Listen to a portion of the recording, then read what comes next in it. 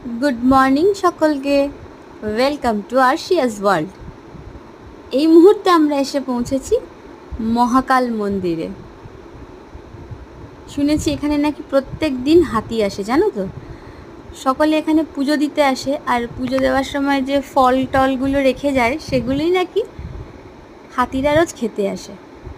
এই সময় একটা বাকবিতণ্ডা চলছে সময় নিয়ে, কারণ পেলেদার মোবাইলে তখন 3:15, আমাদের ফোনে কিন্তু তখন 2:45 দেখাচ্ছে।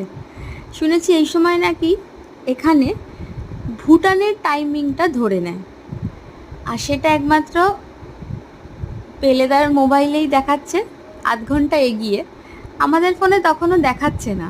সেই নিয়েই একটা মতবিরোধ চলছিল। এই মুহূর্তে আমরা রয়েছি মহাকাল মন্দিরে।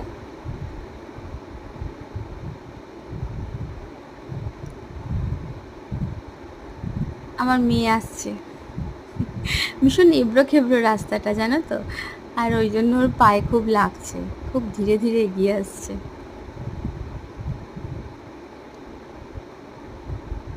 খুব ভয় লাগছিল যে এদিক ওদিক থেকে যদি হাতি বেরিয়ে আসে তখন কি হবে। আমার মেয়ের খুব সাহস, এদিক ওদিক চলে যাচ্ছে একা একা। সবাই এখানে প্রসাদ প্রসাদ রেখে যাচ্ছে, আবার থালাতে দক্ষিণা দিয়ে যাচ্ছে, মানে ওই আর কি টাকা পয়সা দিয়ে যাচ্ছে। তো আমার মেয়ে এখন সেটাই চাইছে, যে একটা টাকাও দাও, একটা পয়সাও দাও। সেটাই এখন খুঁজে দিচ্ছি। ও যে মন্দিরেই যাক না কেন, ঠিক একটা করে টাকা, একটা করে পয়সা, ও তো এত বোঝে না। তো একটা টাকা আর একটা পয়সাকে দিতে হয়। ও সেটা ওই থালাতে হোক বা দান বাক্সে হোক দিয়ে আসে।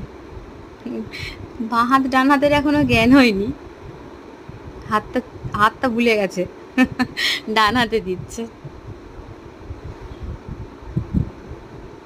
তো চলো বন্ধুরা, দেখা হচ্ছে পরের একটা ছোট্ট ব্লগে। আপাতত এখানেই থাক, টাটা।